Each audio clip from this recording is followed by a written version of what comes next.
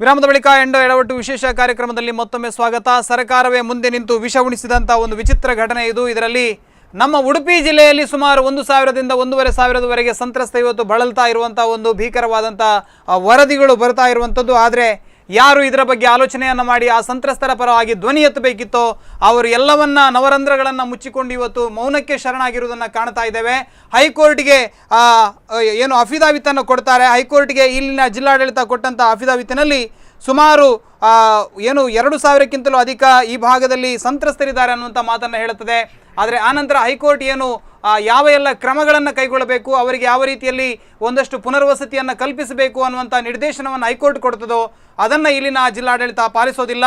ಎಲ್ಲೋ ಒಂದು ಕಡೆಯಲ್ಲಿ ನ್ಯಾಯಾಂಗ ನಿಂದನೆ ಆಗ್ತಾ ಇದೆ. ಇದರ ವಿರುದ್ಧ ಧ್ವನಿ ಎತ್ತಬೇಕು ಅಂತ ಹೇಳಿ ಭಾರತೀಯ ಕಿಸಾನ್ ಸಂಘ ಇರ್ಬೋದು, ಇನ್ನಿತರ ಸಮಾನ ಮನಸ್ಕ ಸಂಘಟನೆಗಳು ಒಂದಷ್ಟು ಮನಸ್ಸು ಮಾಡಿರುವಂಥದ್ದು. ಇದರ ಬಗ್ಗೆ ಚರ್ಚೆಯನ್ನು ಮಾಡ್ತಾ ಇದ್ವಿ. ನಮ್ಮೊಂದಿಗೆ ಮತ್ತೊಬ್ಬರು ಹೊಸ ಅತಿಥಿ ಸೇರ್ಪಡೆಗೊಂಡಿದ್ದಾರೆ. ವಿಜಯ್ ಕುಮಾರ್ ಹೆಗಡೆ ಅವರು ನಮ್ಮೊಂದಿಗಿದ್ದಾರೆ. ಅವ್ರನ್ನ ಕಾರ್ಯಕ್ರಮಕ್ಕೆ ಬರಮಾಡಿಕೊಳ್ತಾ ಇದ್ದೇನೆ. ಸರ್ ನಮಸ್ತೆ. ಸರ್, ನೀವು ಏನು ಹೇಳ್ತೀರಿ? ಈ ಒಂದು ಇಡೀ ಘಟನೆಯನ್ನು ಆಗದಿಂದ ಗಮನಿಸ್ತಾ ಇದ್ದೀರಿ. ಈ ಒಂದು ಇಡೀ ಘಟನೆಯನ್ನು ಕಂಡಾಗ ನಿಮ್ಗೆ ಏನು ಅನಿಸ್ತಾ ಇದೆ? ಇದು ಎಂಡೋಸಲ್ಫಾನ್ ಇದು ಮಾತ್ರ ಅಲ್ಲ, ನಾವು ಭೋಪಾಲ್ ದುರಂತ ಮಾತಾಡೋಗ್ಲೂ ಕೂಡ ಹೇಳಿದ್ದೇವೆ. ಇದು ಏನಾಗಿದೆ ಅಂತ ಹೇಳಿದರೆ, ನಾವು ಸರ್ಕಾರ ಒಂದು ಐಟಮನ್ನು ಕೊಡುವಂಥದ್ದು, ಅದನ್ನು ಸ್ಪ್ರೇ ಮಾಡುವಂಥದ್ದು, ಜನರಿಗೆ ವಿಷ ಉಣಿಸುವಂಥದ್ದು, ಅದಕ್ಕೆ ಪರಿಹಾರ ಕೊಡುವಂಥದ್ದು, ನಾವು ಇಷ್ಟರ ಮಟ್ಟಿಗೆ ಸೀಮಿತವಾಗಿದ್ದೇವೆ. ಹಾಗಾದರೆ ಈ ತಪ್ಪನ್ನು ಮಾಡಿದವರು ಯಾರು, ಈ ಇದನ್ನು ತಪ್ಪು ಮಾಡಿದವ ಯಾರು, ಆ ವ್ಯಕ್ತಿಯನ್ನು ಇವರು ಯಾರು ಟಚ್ ಮಾಡಿದ್ದಾರೆ? ಈಗ ಪ್ರಶ್ನೆ ಬರೋದು ಏನಂತ ಹೇಳಿದರೆ, ಎಂಡೋಸಲ್ಫಾನ್ ಎಲ್ಲಿಂದ ಬಂತು? ಯಾರು ಅದು ಮಾಡಿದವರು? ವ್ಯಾಪಾರ ಮಾಡಿದವರು ಯಾರು? ಆ ಮೂರ್ಖರನ್ನು ಯಾರಾದ್ರೂ ಹಿಡಿದಾರೆ ಇವರು? ಅದ್ರ ಬಗ್ಗೆ ಯಾರಾದ್ರೂ ಮಾತಾಡಿದವರು? ಕಮಿಷನ್ ತಿಂದವ ಯಾರು? ಅದ್ರ ಬಗ್ಗೆ ಏನು ಮಾತಾಡೋದಿಲ್ಲ.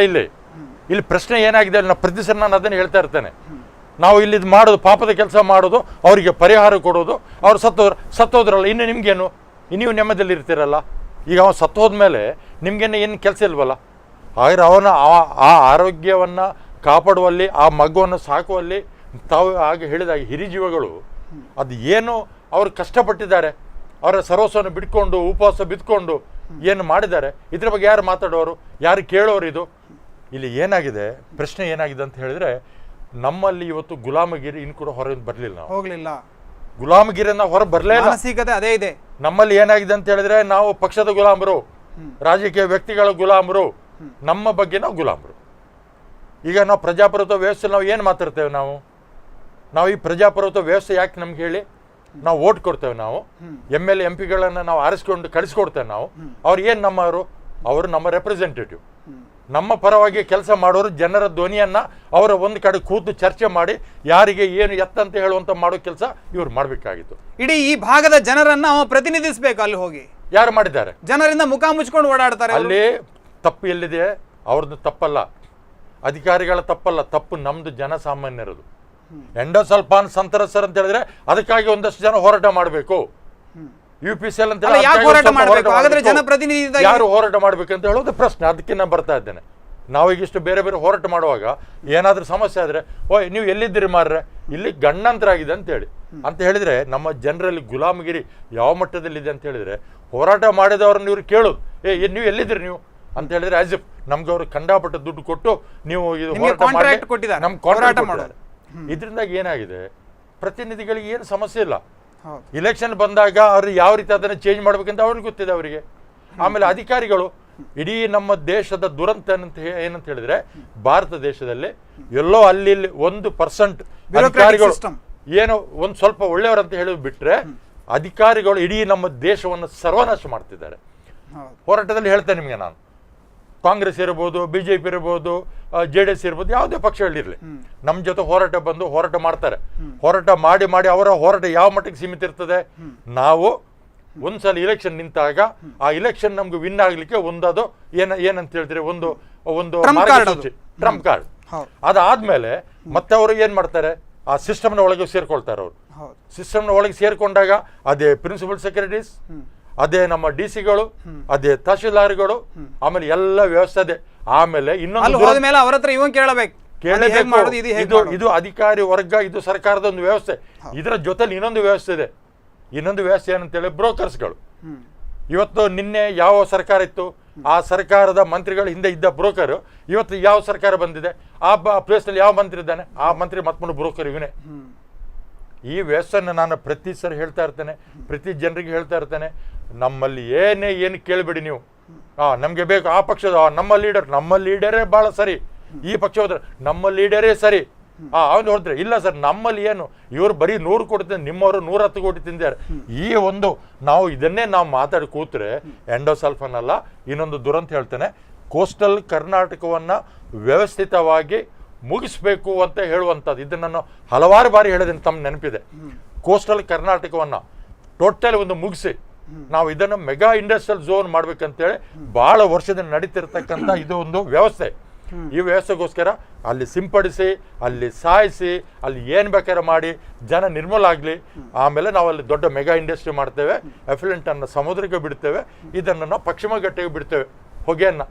ಈ ಒಂದು ಸಿಸ್ಟಮ್ನಲ್ಲಿ ನಮ್ಮ ಇದನ್ನು ಮಾಡ್ತಿದ್ದಾರೆ ಹೊರತು ಇದು ಎಂಡೋಸಲ್ಫಾನ್ ಅಲ್ಲ.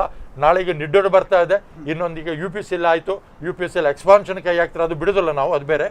ಆಮೇಲೆ ಬೇರೆ ಬೇರೆ ಬೇರೆ ಪ್ರಾಜೆಕ್ಟ್ಗಳು ಬರ್ತದೆ. ಇನ್ನೊಂದು ಇದನ್ನು ಮುಗಿಸ್ಲಿಕ್ಕೆ ಭಾಳ ದೊಡ್ಡದು ಯಾವುದಂದ್ರೆ ನದಿ ತಿರುಗು ಯೋಜನೆ.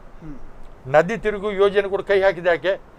ಕೋಸ್ಟಲ್ನಲ್ಲಿ ಯಾರಿಗೂ ನೀರು ಸಿಗಬಾರ್ದು ಅಂತೇಳಿ ಅದು ಕೂಡ ಇವತ್ತು ಮಾಡ್ತಿದ್ದಾರೆ. ಸರ್, ನಿಮ್ಗೆ ಏನು ಅನಿಸ್ತಾ ಇದೆ ಈ ಒಂದು ಉಡುಪಿಯಲ್ಲಿ ಪ್ರಕರಣಗಳು ಪತ್ತೆ ಆಗಿರುವಂಥದ್ದು, ಇದನ್ನು ಪ್ರಶ್ನಿಸಿ ನೀವು ಹೈಕೋರ್ಟ್ಗೆ ಹೋಗ್ತೇನೆ ಅನ್ನುವಂಥದ್ದನ್ನು ಹೇಳಿದ್ರಿ. ಮೊದಲಿಗೆ ಇಲ್ಲಿಯ ಕಾನೂನು ಪ್ರಾಧಿಕಾರದ ಬಳಿ ಏನು ಈಗಾಗಲೇ ಉಡುಪಿಯಲ್ಲಿ 2011 ಜಿಲ್ಲಾಡಳಿತ ಒಪ್ಕೊಳ್ಳಿಕ್ಕೆ ತಯಾರಿರಲಿಲ್ಲ.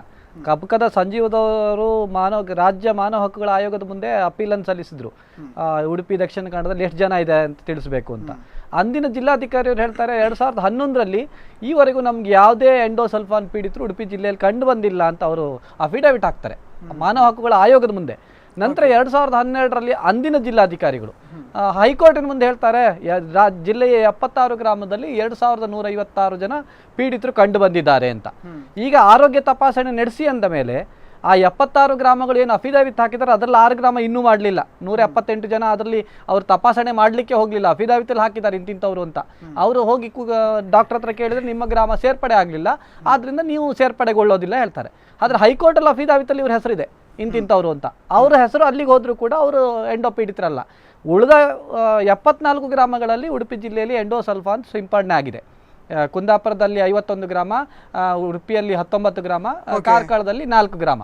ಈ 74 ಗ್ರಾಮಗಳ ಸುತ್ತಮುತ್ತಲ ಗ್ರಾಮಗಳಲ್ಲೂ ಕೂಡ ಅಷ್ಟೇ ಪ್ರಮಾಣದ ಎಂಡೋ ಸಂತ್ರಸ್ತರು ಇವತ್ತು ಇದ್ದಾರೆ. ಕುಂದಾಪುರದಲ್ಲಿ ಬಹಳ ದೊಡ್ಡ ಮಟ್ಟದಲ್ಲಿ ಇಡೀ ಕುಂದಾಪುರದ ಮಧ್ಯಭಾಗದಲ್ಲಿ ಎಂಡೋಸಲ್ಫಾನ್ ಸ್ಪ್ರೇ ಆಗಿದೆ. ಬೈಂದೂರಿನಿಂದ ಹಿಡಿದು ಈಚೆ ಕೊರ್ಗಿ ಉಡುಪಿ ಗಡಿವರೆಗೂ ಎಲ್ಲ ಗ್ರಾಮಗಳಲ್ಲೂ ಮಧ್ಯಭಾಗದಲ್ಲಿ ಆಗಿದೆ. ಒಂದು ಭಾಗ ಕರಾವಳಿ, ಹರಿವು ಎಷ್ಟಿದೆ, ಒಳ ಹರಿವು ಎಷ್ಟಿದೆ ಅಂದ್ರೆ ಆ ಗ್ರಾಮಕ್ಕೆ ಮಾತ್ರ ಅಲ್ಲಿ ಪೀಡಿತರಿಗೆ ಸೀಮಿತ ಆಗಿರುತ್ತೋ ಅಥವಾ ಬೇರೆ ಊರಿನ ಜನಜೀವನದ ಮೇಲೂ ಕೂಡ ಇದು ಖಂಡಿತವಾಗಿ. ಯಾಕಂದ್ರೆ ದಕ್ಷಿಣ ಕನ್ನಡದಲ್ಲಿ 15ರಿಂದ 20 ಕಿಲೋಮೀಟರ್ ವರೆಗೆ ಇದ್ರ ವಿಷ ಹೋಗಿದೆ ಅನ್ನೋದನ್ನ ವೈಜ್ಞಾನಿಕವಾಗಿ ಟೆಸ್ಟ್ ಮಾಡಿ ಪತ್ತೆ ಹಚ್ಚಿದ್ದಾರೆ. ಆದ್ರೆ ನಮ್ಮಲ್ಲಿ ಒಂದು ದೇವರ ಕೃಪೆಯಿಂದ ಮಧ್ಯೆ ಕೆಲವೊಂದು 8-10 ನದಿಗಳಿರೋದ್ರಿಂದ ಆ ನದಿಗಳನ್ನ ದಾಟಿ ಈಚೆ ಬಂದಿರ್ಲಿಕ್ಕಿಲ್ಲ ಅನ್ನೋದು ನಮ್ಮ ಕಲ್ಪನೆ. ಆದ್ರೂ ಕೂಡ ಅದಕ್ಕೆ ತಾಗಿಕೊಂಡ ಎಲ್ಲ ಗ್ರಾಮಗಳಲ್ಲಿ ಸಾಕಷ್ಟು ಸಂಖ್ಯೆಯ ಸಂತ್ರಸ್ತರು ಇವತ್ತಿಗೂ ಇದ್ದಾರೆ. ಸುಮಾರು 62 ಗ್ರಾಮ ತಾಕೊಂಡ ಗ್ರಾಮಗಳಲ್ಲಿ ಇವತ್ತಿಗೂ ಕೂಡ ಸರ್ವೆ ಮಾಡಲಿಲ್ಲ. ಸರ್ವೆ ಮಾಡ್ತೇವೆ ಅಂತ ಹೇಳ್ತಾರೆ ಹೊರತು ಇವತ್ತಿನವರೆಗೂ ಯಾವುದೇ ಕೆಲಸ ಮಾಡ್ತಿಲ್ಲ. ಡಿಸೆಂಬರ್ 2014ರಿಂದ 6 ತಿಂಗಳಾಯ್ತು, ಯಾವುದೇ ಹೊಸ ಸೇರ್ಪಡೆಗೆ ಇವ್ರು ತಯಾರಿಲ್ಲ. ಸರ್, ಇದು ಇಷ್ಟು ಎಂಡೋಸಲ್ಫಾನ್ ಗೇರಿಗೆ ಹೊಡೆದಂತ, ಗೇರು ತೋಟಗಳಿಗೆ ಸಿಂಪಡಣೆ ಮಾಡಿದಂಥ ಎಂಡೋಸಲ್ಫಾನ್ನ ಕಥೆಯನ್ನು ಕೇಳ್ತಾ ಇದ್ದೇವೆ. ಇದು ಇಷ್ಟು ಭೀಕರವಾಗಿದೆ. ಇನ್ನು ಇಂಥ ಅದೆಷ್ಟು ಕೀಟನಾಶಕಗಳನ್ನು ನಾವು ನಮ್ಮ ರೈತರಿರ್ಬೋದು ಅಥವಾ ತರಕಾರಿ ಬೆಳೆಯುವವರಿರ್ಬೋದು, ಹೂ ಬೆಳೆಯುವವರು ಬಳಕೆ ಮಾಡ್ತಾ ಇದ್ದಾರೆ. ಇದರಲ್ಲಿ ದುಷ್ಪರಿಣಾಮಗಳಿಲ್ವಾ ಇದೇ ರೀತಿ? ಖಂಡಿತವಾಗ್ಲೂ ದುಷ್ಪರಿಣಾಮ. ಯಾಕೆ? ಎಂಡೋಸಲ್ಫಾನನ್ನ ಎಲ್ಲ ಕಡೆಗಳಲ್ಲೂ ಎಂಡೋಸಲ್ಫಾನ್ನ ಒಂದು ಅತಂತ್ರಕ್ಕೆ ಕಾರಣ ಸರ್ಕಾರವೇ ಅಂತ ನೇರವಾಗಿ ಆರೋಪ ಮಾಡ್ತೇನೆ. ಯಾಕಂದ್ರೆ ಎಂಡೋಸಲ್ಫಾನ್ ಉತ್ಪಾದನೆ ಕೂಡ ಹಿಂದೂಸ್ತಾನ್ ಇನ್ಸೆಕ್ಟಿಸೈಡ್ ಕಂಪನಿ, ದೇಶದ ಕೇಂದ್ರ ಸರ್ಕಾರದ ಕಂಪನಿ ಅದನ್ನು ಉತ್ಪಾದನೆ ಮಾಡ್ತಾ ಇತ್ತು. ಅಮೆರಿಕದಲ್ಲಿ ಬ್ಯಾನ್ ಆದ ನಂತರ ಅಲ್ಲಿನ ಅಮೆರಿಕದಲ್ಲಿ ಮೊದಲೇ ಬ್ಯಾನ್ ಆಯ್ತು. ಅವಾಗ ಅಲ್ಲಿನ ಯಂತ್ರೋಪಕರಣಗಳನ್ನು ಅಲ್ಲಿ ಉಳಿದಂತ ಎಂಡೋಸಲ್ಫಾನ್ ಅನ್ನು ತಂದು ಇಲ್ಲಿ ಅದನ್ನ ಮಾರಾಟ ಮಾಡೋ ದೊಡ್ಡ ಒಂದು ವ್ಯವಸ್ಥೆ ಮಾಡಿದ್ರು ಸರ್ಕಾರವೇ, ಬೇರೆ ಯಾರಲ್ಲ. ನಂತರಗಳಲ್ಲಿ ತೋಟಗಾರಿಕೆ ಇಲಾಖೆ, ಕೃಷಿ ಇಲಾಖೆಗಳಲ್ಲಿ ಕೂಡ ನಮ್ಮ ಭತ್ತಕ್ಕಿರ್ಬೋದು ಇವತ್ತಿಗೂ ಕೂಡ ಈಗ ಹೆಸರು ಹೇಳಲಿಕ್ಕೂ ಹೆದರ್ಕೊಳ್ತಾರೆ. ಅದರ್ವೈಸ್ ಸಂಶೋಧನಾ ಕೇಂದ್ರಗಳಲ್ಲಿ ಸಂಶೋಧನಾ ಕೇಂದ್ರಗಳಲ್ಲಿ ಮೊನ್ನೆವರೆಗೂ ಕೂಡ ಯಾವುದು ಟೀ ಮಸ್ಕಿಟೋಗೆ ಯಾವುದು ಪರಿಹಾರ ಕೇಳಿದ್ರೆ ಎಂಡೋಸಲ್ಫಾನ್ ಒಂದೇ, ಬೇರೆ ಸೊಲ್ಯೂಷನ್ ಇಲ್ಲ. ಇವತ್ತಿಗೂ ಕೂಡ ಅವ್ರ ಹತ್ರ ಪರ್ಯಾಯ ವ್ಯವಸ್ಥೆಗಳು ಇಲ್ಲ, ಹೇಳ್ತಾ ಇಲ್ಲ. ಯಾವುದೋ ನೀವು ಬೇಕಿದ್ರೆ ಬೇವಿನ ಎಣ್ಣೆ ಹೊಡೀರಿ ಹೇಳ್ತಾರೆ. ಯಾಕಂದ್ರೆ ಕೇಂದ್ರ ಸುಪ್ರೀಂ ಕೋರ್ಟ್ 2011ರಲ್ಲಿ ಬ್ಯಾನ್ ಮಾಡಿದೆ. ಬ್ಯಾನ್ ಮಾಡಿ ಉತ್ಪಾದನೆ, ಮಾರಾಟ, ಯಾವುದೇ ರೀತಿಯ ಹಂಚಿಕೆಗಳು ಸಂಪೂರ್ಣವಾಗಿ ಬ್ಯಾನ್ ಮಾಡಿದೆ. ಆದ್ರಿಂದ ಇವರೆಲ್ಲ ಹೆದರ್ಕೊಂಡು ಬಾಯಿ ಮುಚ್ಚಿಕೊಂಡು ಅದರ ಶಬ್ದಗಳನ್ನು ಬಳಸ್ತಾ ಇಲ್ಲ. ಬಿಟ್ರೆ ನಿಜವಾಗ್ಲೂ ಇವತ್ತು ಮಾರ್ಕೆಟಲ್ಲಿ ಲಭ್ಯ ಇದೆ. ವಿಪರ್ಯಾಸ ಅಂತಂದ್ರೆ ಬರೀ ಗೇರು ಅಭಿವೃದ್ಧಿ ನಿಗಮದ ಮೂಲಕ ಗೇರಿಗಳಿಗೆ ಮಾತ್ರ ಹೊಡೆದಲ್ಲ, ಗೇರಿಗೆ ಏನಾಗಿದೆ ಕೇಳಿದ್ರೆ ಹೆಲಿಕಾಪ್ಟರ್ ಮೂಲಕ ದೊಡ್ಡ ಪ್ರಮಾಣದಲ್ಲಿ ಸ್ಪ್ರೇ ಆಗಿದೆ. ಆ ಭಾಗದ ಕೆರೆ ಬಾವಿ ನೀರುಗಳಿಗೆ ಯಾವುದೇ ರಕ್ಷಣೆಯನ್ನೇ ಕೊಡದೆ ಆ ಭಾಗದ ಎಲ್ಲ ಜಲಮೂಲಗಳೆಲ್ಲ ಸೇರ್ಕೊಂಡ್ಬಿಟ್ಟಿದೆ. ಇವತ್ತು ಆ ಭಾಗದ ಜನ ಕುಡಿಯೋ ಪ್ರತಿಯೊಂದು ಗ್ಲಾಸ್ ನೀರಿನಲ್ಲೂ ಒಂದೊಂದು ಡ್ರಾಪ್ ಎಂಡೋಸಲ್ಫಾನ್ ಅವರ ದೇಹ ಸೇರ್ತಾ ಇದೆ. ಮತ್ತೆ ಅದು ಉಳ್ಕೊಳ್ತಾ ಇರೋದು ಕೂಡ ಬಡ ಮತ್ತೆ ಕೆಳವರ್ಗದ ಕೃಷಿ ಕಾರ್ಮಿಕರ ದೇಹದಲ್ಲಿ ಮಾತ್ರ ಅಂತ ಅವರು ದೊಡ್ಡ ಶಿಕಾರಿಗಳು. ಯಾಕಂದ್ರೆ ಎಂಡೋಸಲ್ಫಾನ್ ಪ್ರೋಟೀನ್ ಜೊತೆಗೆ ಸೇರಿ ಅದು ಡೈಲ್ಯೂಟ್ ಆಗ್ತದೆ, ಆದ್ರೆ ಈ ಅಪೌಷ್ಟಿಕತೆ ಇರೋದ್ರಿಂದ ಅದು ಅವ್ರ ದೇಹದಲ್ಲಿ ಉಳಿಕೊಳ್ತಾ ಇದೆ. ವೀಕ್ಷಕರ, ಬಹಳ ಪ್ರಮುಖವಾಗಿ ಅಮೆರಿಕದಂತಹ ದೈತ್ಯ ದೇಶಗಳು ಒಂದು ಕಾಲದಲ್ಲಿ ಆಯುಧಗಳನ್ನ ಸರಬರಾಜು ಮಾಡ್ತಾ ಇದ್ವು, ಒಂದಷ್ಟು ಏನು ರಾಸಾಯನಿಕ ಬಾಂಬುಗಳನ್ನು ಬಳಸ್ತಾ ಇದ್ದಂಥದ್ದು. ವಿಶ್ವಸಂಸ್ಥೆ ಜಾರಿಯಾದ ನಂತರ ಈ ರೀತಿಯ ಒಂದಷ್ಟು ರಾಸಾಯನಿಕಗಳನ್ನು ಬಳಸಬಾರದು ಅನ್ನುವಂಥ ಸಂದರ್ಭದಲ್ಲಿ ಈ ರೀತಿಯ ಕೀಟನಾಶಕಗಳಿಗೆ ಅವುಗಳನ್ನು ಬದಲಾಯಿಸಿದ್ರು ಅನ್ನುವಂಥ ಒಂದಷ್ಟು ವಿಚಾರಗಳನ್ನು ಓದಿದ್ವಿ. ಇವತ್ತು ಮಿಥೇನ್ ಐಸೋಸೈನೈಡ್ ಇರ್ಬೋದು, ನಮ್ಮ ಭೋಪಾಲ್ನಲ್ಲಿ ನಡೆದಿರುವಂಥದ್ದು. ಈ ರೀತಿಯ ಹಲವಾರು ಒಂದಷ್ಟು ಅಭಿವೃದ್ಧಿಶೀಲ ದೇಶಗಳಿಗೆ ಇಂಥ ಕೈಗಾರಿಕೆಗಳನ್ನು ದಾಟಿಸುವ ಮೂಲಕ ಅಮೆರಿಕದಂಥ ಬಂಡವಾಳಶಾಹಿ ದೇಶಗಳು ಇವತ್ತು ಭಾರತದಂಥ ದೇಶಗಳ ಜನಜೀವನದೊಂದಿಗೆ ಚೆಲ್ಲಾಟವನ್ನು ಆಡ್ತಾ ಇದ್ವು ಅನ್ನುವಂಥದ್ದು. ಅದಕ್ಕೆ ಸರಿಯಾಗಿ ಅವರು ಹೇಳಿದರು, ಗುಲಾಮಿ ಮಾನಸಿಕತೆಯ ಒಂದಷ್ಟು ಆಡಳಿತ ಪರ ಅಧಿಕಾರಿಗಳು ಕೂಡ ಇದಕ್ಕೆ ಶಾಮೀಲಾಗ್ತಾರೆ, ಜನರ ಜೀವನದ ಜೊತೆ ಚೆಲ್ಲಾಟ ಆಡ್ತಾರೆ ಅನ್ನೋದು ಎಂಡೋಸಲ್ಫಾನ್ ಒಂದು ಸಣ್ಣ ಉದಾಹರಣೆ. ಇದರ ಬಗ್ಗೆ ಇನ್ನಷ್ಟು ಚರ್ಚೆಯನ್ನು ಮಾಡ್ತೀನಿ. ಒಂದು ಪುಟ್ಟ ವಿರಾಮದ ಬಳಿಕ ಕಾರ್ಯಕ್ರಮ ಮತ್ತೆ ಮುಂದುವರಿಯುತ್ತೆ.